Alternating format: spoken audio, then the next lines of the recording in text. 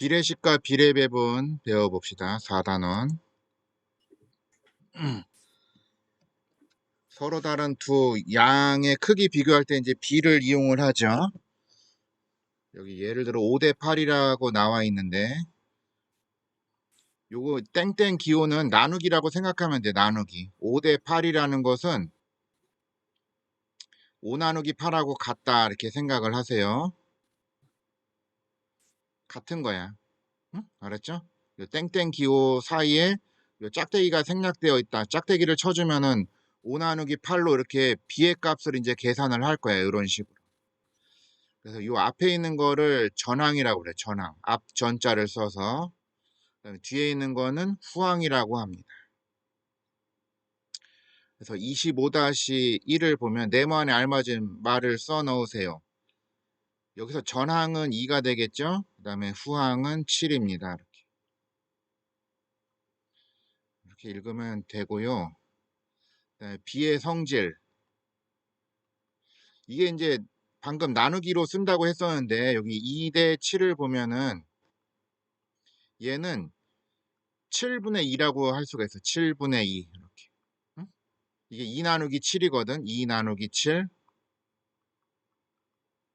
그러면 2 곱하기 7분의 1로 쓸 수가 있겠죠. 그래서 얘는 7분의 2라고 나타낼 수가 있다. 그러니까 전항은 분자가 되는 거야. 전항. 응? 전항은 분자. 그러니까 후항은 분모. 그 여기다가 이제 같은 수를 곱해도 21분의 6이 되는 건데 이건 약분해주면 7분의 2가 되겠죠. 그래서 전항과 후항에는 0이 아닌 수를 곱해도 그 비율, 이제 비의 값인데 그 값은 같습니다. 그러니까 이게 2대 5라는 거는 2 나누기 5란 말이에요.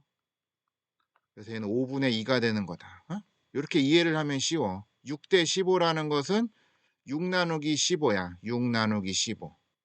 그러면 15분의 6이니까 0이 아닌 수로 나누어도 괜찮아요. 그러면 약분한다는 뜻이에요. 약분. 3으로 약분하면은 5분의 2, 2대 5가 된다. 이 분수를 다시 b로 나타낼 수가 있어. 2대 5 이렇게. 요 분자는 전항이 되는 거고 분모는 후항이 됩니다. 알맞은 말에 동그라미 하세요. 전항과 후항에 0이 아닌 수를 곱하여도 0이 아닌 수로 나누어도 비율은 같습니다. 형준이 이해되니? 희원이도 이해돼요? 다음 쪽은 전항은 동그라미, 후항은 세모하세요. 이렇게.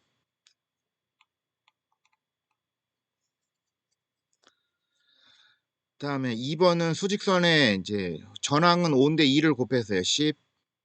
후항도 똑같이 2를 곱해야겠죠. 그 얘가 5대 8이었는데 5대 8이 10대 16이 되는 거야. 10대 16. 응? 분수로 8분의 5. 얘는 16분의 10. 약분하면은 8분의 5가 되겠죠. 이렇게. 응? 그러니까 이 땡땡 사이에 짝대기가 생략됐구나 이렇게 이해하면은 편해. 알았죠, 여러분? 지금 27대 12는 같은 수로 약분한 거야. 3으로. 3으로 똑같이 나눠야 돼. 그럼 얘는 4가 되겠고 9가 되겠고. 그러니까 27대 12는 9대 4와 같습니다. 5번 해볼까요? 5번 옆에 12대 16과 같은 비를 두 개 쓰세요. 그러면 2로 약분할 수가 있지. 2로 약분한다면은 6대 8이 되겠고 또 요 6대 8을 또 2로 또 약분할 수가 있겠네. 그러면은 3대 4가 됩니다. 이렇게 두 개 쓸 수 있고 같은 수를 곱해도 돼요. 2를 곱해갖고 24대 32 이렇게. 3을 곱한다면 36대 48 이런 식으로 하면 됩니다. 뭐 여기는 어려운 거 없으니까 넘어갈게요. 여기는 안 한 거는 숙제로 해봐야 됩니다. 간단한 자연세비로 나타내기. 전항과 후항에 뭐 분수나 소수가 들어있을 수가 있을 거야. 그럼 이거를 최소 공배수를 곱해서 분모의 그 최소 공배수를 곱해서 약분을 시켜갖고 자연수로 맡는 거예요. 소수로 되어 있으면은 뭐 소수 첫째 자리일 때는 10을 곱하고 뭐 소수 둘째 자리가 있으면은 100을 곱해서 자연수가 되게 만들어 줍니다. 그래서 간단한 자연세비로 이제 마지막에는 다시 최대 공약수로 약분을 해갖고 마지막 간단한 자연세비로 나타내면 돼요. 그러니까 전항과 후항 사이에 분수나 소수가 들어가 있을 수가 있다. 27의 1번을 보면은 소수 첫째 자리로 0.4 대 0.7이 있죠. 그러니까 소수 한 자리수는 10을 곱해주면은 소수점이 오른쪽으로 움직여서 4 대 7이 되겠지. 전항에도 10을 곱하고 후항에도 10을 곱해서 4 대 7 이렇게. 그 다음에 1.3 대 5분의 1을 두 가지 방법으로 소수를 처음에 분수로 바꿔보래. 그러면 10분의 13 대 5분의 1. 그 분모의 최소 공배수가 10이에요. 보통 공배수를 곱하면 되는데 최소 공배수를 곱하는 게 좀 편해. 공배수를 하면은 약분을 할 일이 또 생겨요. 앞에는 10을 곱하면은 10 약분돼서 13대 뒤에는 5하고 10 약분되니까 2가 되겠죠. 그래서 13대 2. 5분의 1을 소수로 바꾼다면은 0.2가 될 테니까 1.3 대 0.2. 그러면은 소수 한 자리니까 전항과 후항이 10을 곱하는 거야. 그러면 13대 2가 되겠다. 그 다음에 마지막 이 자연수에 비해서도 이게 약분을 할 수가 있어. 지금은 13대 2가 똑같이 나눌 수 있는 수가 이제 1밖에 없기 때문에 끝인데 더 약분을 해서 간단한 자연세비로 쓰면 돼요. 마지막에. 여기도 이해됩니까? 성준이 이해돼요? 희원이도 이해되니?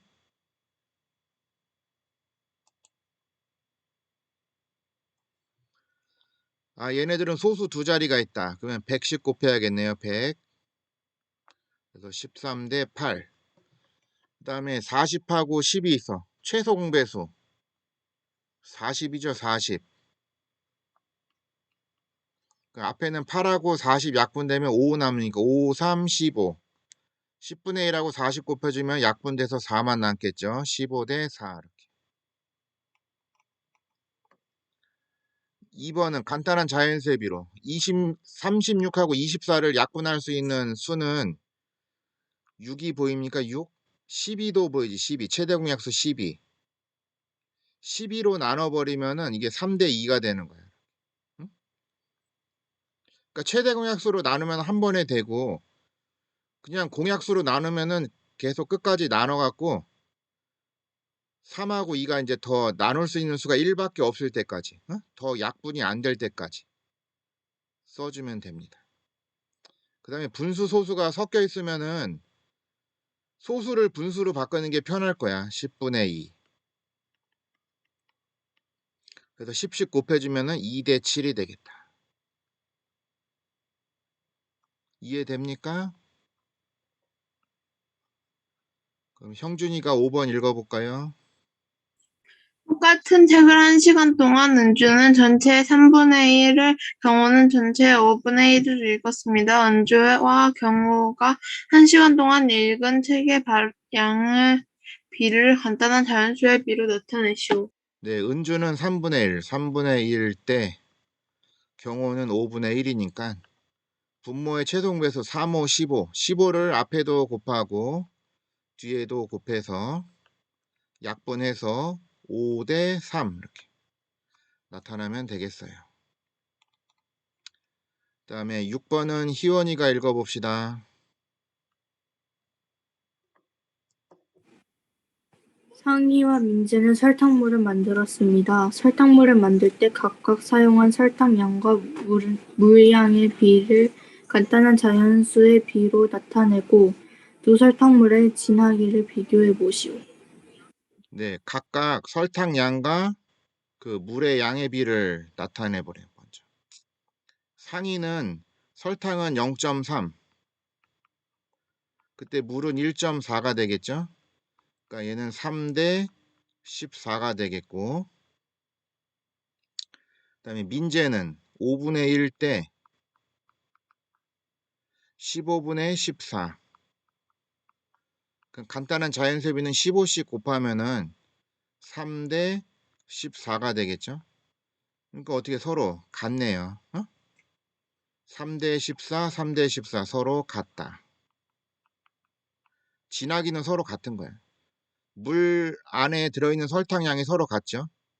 그러니까 이게 분수로 나타내서 비교를 하는 건데 14분의 3 똑같이 둘 다 14분의 3이 되는 거야. 비의 값이. 알았죠?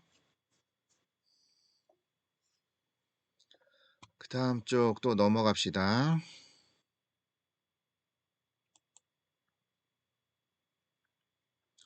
유형 1번 전항이 3인 비에 동그라미 하세요. 오른쪽이죠? 또 형준이 유형 2번 읽어볼까요? 수직선을 이용하여 비율이 같은 비를 구하려고 합니다. 네모 안에 알맞은 수를 써놓고 11과 9, 11대 9와 비율이 같은 비를 구하시오. 네, 잘 읽었습니다. 위에 2를 곱했으니까 밑에도 2를 곱해야 돼요. 똑같이. 22대 18. 그래서 22대 18. 요 밑에 있는 거는 이따 풀어보세요. 뭐 그렇게 안 어렵죠, 여기? 그 다음에 희원이가 유형 3번 읽어봅시다. 왼쪽 비를 간단한 자연수의 비로 나타내었더니 오른쪽 비가 되었습니다. 빈칸 안에 알맞은 소수를 구하시오. 네. 이거 이제 거꾸로 가는 거야, 거꾸로. 요 B는 25가 2.5가 된다는 소리는 어떻게? 똑같이 10을 나누면 되겠죠. 25에서 2.5가 된 거니까. 그러니까 이 전항도 똑같이 10으로 나누면 되겠네. 그래서 1.4였다.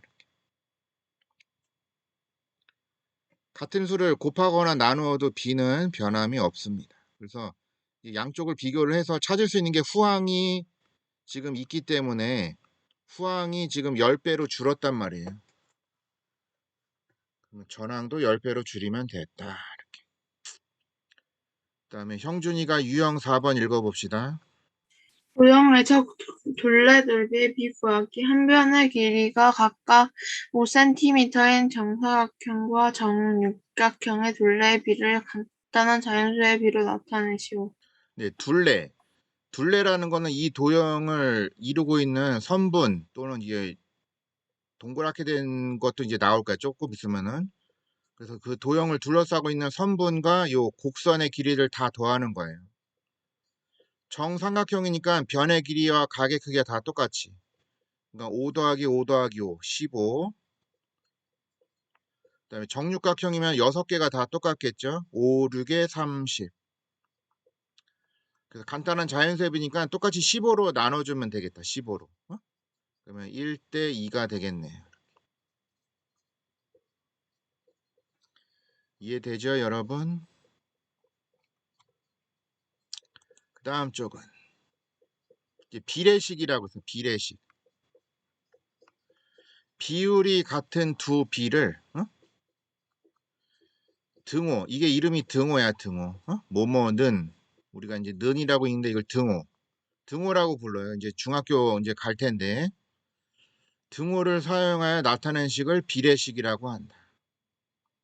그 예를 들어서 6대 8. 6대 8은 이 b의 값으로 나타내주면은 8분의 6이 되고 약분하면 4분의 3이 되죠. 3대 4도 그 비율 b의 값 구해주면은 4분의 3이 된다고. 아, 서로 같구나. 그 이거를 서로 같다 해서 6대 8과 3대 4는 같다 이렇게 써주는 거야. 이거를 비례식이라고 불러요. 비례식. 응? 그러니까는 아무거나 같다고 하면 안 되고 비율이 같은 거, 비율이 같은 두 비를 등호를 이용해서 나타내는 거예요.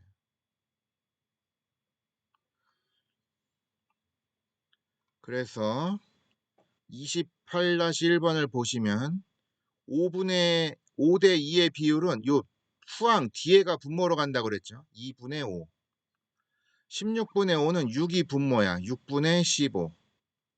3으로 약분이 되죠. 2분의 5. 서로 같다.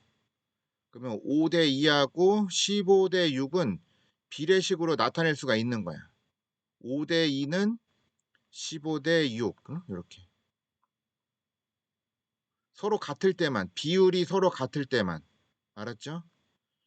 등호를 써서 서로 같다고 나타낼 수가 있다. 그 다음에 이제 또 새로운 용어가 또 하나 생기는데, 비례식에서 외항과 내항. 아까 했던 그 전항과 후항을 비교를 해서 외항이라는 거는 이 바깥 외자를 쓰는 거야. 실외할 때. 실외, 바깥에. 그 다음에 요 내자는 안 내자를 쓰는 거야. 실내할 때 그 내자예요. 실내, 실외. 그러니까 항이 바깥에 있다는 거야. 항이 바깥에. 항이 안쪽에. 6대 8과 3대 4에서 바깥에 있는 거는 요 6이야, 6. 이 벽에 해당한다. 이렇게 생각하면 돼. 바깥쪽. 알았죠? 6하고 4는 외항이라고 불러, 외항. 그 다음에 8과 3은 그 벽에 둘러싸여서 안쪽에 있는 거야. 안쪽에 있는 8과 3을 내항이라고 합니다. 그러니까 여기서 전항을 말하세요. 그러면 전항은 6하고 3을 전항이라고 하는 거야. 각각 B에서의 전항. 여기서의 후항은 8과 4 뒤쪽에 있는 애들. 그러니까 전항과 후항, 외항과 내항 구별할 수 있어야 돼요. 그다음에 밑에 있는 게 굉장히 중요한 건데 전항의 곱과 그것도 잘 쓰세요. 전항의 곱과 후항의 곱은 서로 같다. 저 뒤에 나올 텐데 그러니까 여기서 이 전항은 3을 곱해서 2에서 6을 가려면 3을 곱한 거죠. 그러면 후항도 마찬가지야. 3을 곱해서 나타내줘야 돼. 전항끼리 곱해볼게. 2하고 15를 곱한 거하고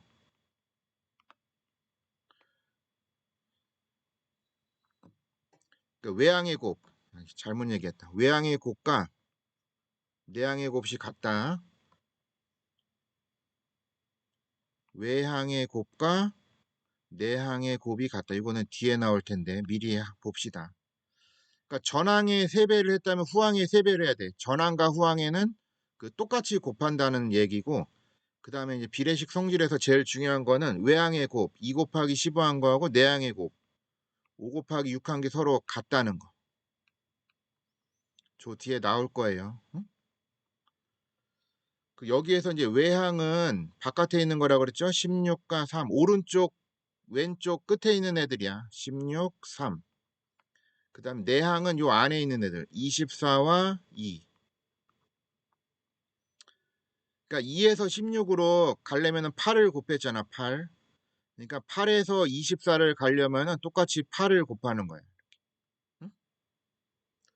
전항과 후항에 곱하는 값은 전항과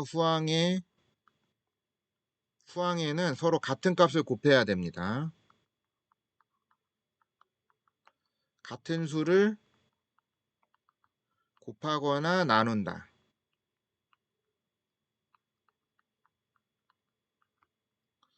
전항에서 8을 곱했으면 후항에도 8을 곱해놔야 돼. 그래서 서로 같고 그 다음에 내항의 곱과 외항의 곱은 서로 같아집니다. 하는 것까지 알아둡시다. 넘어가도 되겠습니까? 희원이도 이해되니?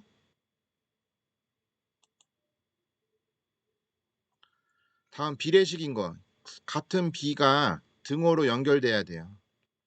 여기서는 2가 곱해졌지. 2가 전항에. 그 후항에도 2가 곱해졌는지 이렇게 확인을 해봐야 돼. 왼쪽에서 오른쪽으로 할 때는 2를 나누게 되는 거고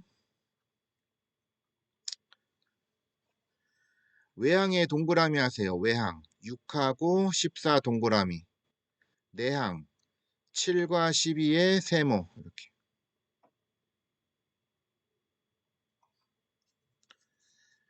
형준이가 5번 읽어볼까요? 연수와 강래가 비례식 8대 10은 16대 20을 보고 말한 것입니다. 잘못 말한 사람의 이름을 쓰시오. 네, 연수는 어떻게 말했나요? 두 비율이 5분의 4로 같으므로 8대 10은 16대 20으로 나타낼 수가 있냐. 그러니까 앞에 있는 비율은 어떻게 되냐? 10분의 8. 그럼 이거는 2로 약분하니까 5분의 4고 뒤에 거는 20분의 16. 4로 약분하니까 5분의 4. 서로 같네요. 근데 강내는 내항은 8과 16. 이거는 전항을 말하는 거야. 전항. 그다음에 10과 20은 후항. 그러니까 강내가 잘못 말했구나. 그 다음에 6번은 희원이가 읽어볼까요?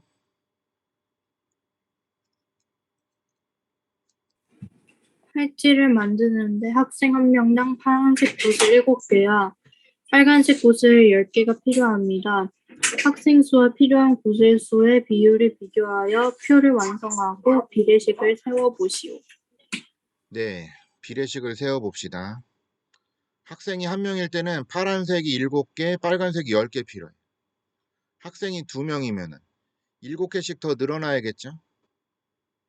빨간색은 10개가 늘어나고 3명이라면 파란색이 7개 더 필요하니까 21개, 빨간색은 10개 더 필요하겠죠? 그 다음에 학생이 한 명 더 늘어났어. 그러면은 7개 더 있어야 되고 10개 더 있어야 되고. 그래서 비율을 비교해 갖고 학생 수와 필요한 구술수의 비율을 비교해서 표를 이렇게 완성을 했고, 비례식은 7대 10은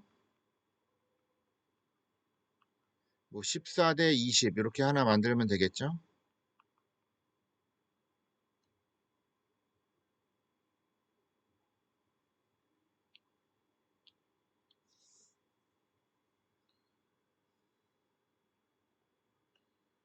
또 그 다음 쪽은